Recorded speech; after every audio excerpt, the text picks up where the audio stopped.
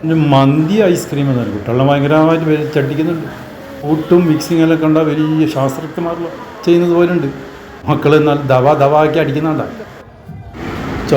ചോളം നല്ല സാധനമാണ്. ഏറ്റവും ശോധനക്ക് വയറ്റിലേറ്റവും നല്ല ഇതടങ്ങിയ ചോളം നല്ല കച്ചവടമുണ്ട്. ഇതെല്ലാവരും വാങ്ങി കഴിക്കുന്നത് നല്ല ഗുണമുള്ളതാണ്.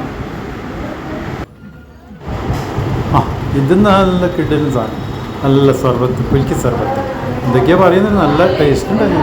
എല്ലാവരും ജവാക്കി അടിക്കുന്നുണ്ട്. കാട്ടിപ്പള്ളിയിൽ പ്രത്യേകിച്ച് കരിമ്പ്, അലുവ, പൊരി ഇങ്ങനെയൊക്കെയാണ് ഇതിൽ ഏറ്റവും വിശേഷമായിട്ടുള്ള കച്ചവടം. ഇത് അലുവയൊക്കെ കിൻഡൽ കണക്കിന് വരും. ഇപ്പോൾ ആൾ വന്നല്ലോ വരക്കും. മസാല വരക്കിയിട്ടുള്ളത് മുളക് മസാലയും പിന്നെ എല്ലാം നല്ല രുചിയുള്ളതാണ്. കൂടാതെ വയറ്റിലും നല്ല സുഖം കിട്ടുന്നതാണ്, നല്ല മോശം കിട്ടും. പിന്നെ ഇത് പ്രത്യേകിച്ച് നാരുകളടങ്ങിയ ഉഷാറായിട്ട് പൊഴിഞ്ഞെടുക്കുന്നുണ്ട് നമ്മൾ അണ്ണൻ. പാലക്കാടുകാരനാണ്, പക്ഷേ ചോളത്തിൻ്റെ ഒരു മാസ്റ്ററാണ്. നല്ല പൊഴിഞ്ഞ് അതിനെല്ലാം മസാല ചേർത്ത് ഇതാക്കുമ്പോൾ ദോഷം ചെയ്യില്ല, അങ്ങനെ ഗുണം തന്നെയാണ് മറ്റുള്ളവരെ അപേക്ഷിച്ച് നോക്കുമ്പോൾ. നമ്മൾ അത്തറിൻ്റെ മണമുള്ള സലാം ബയ്യാണ് അത്തറിന് വെക്കുന്നത്.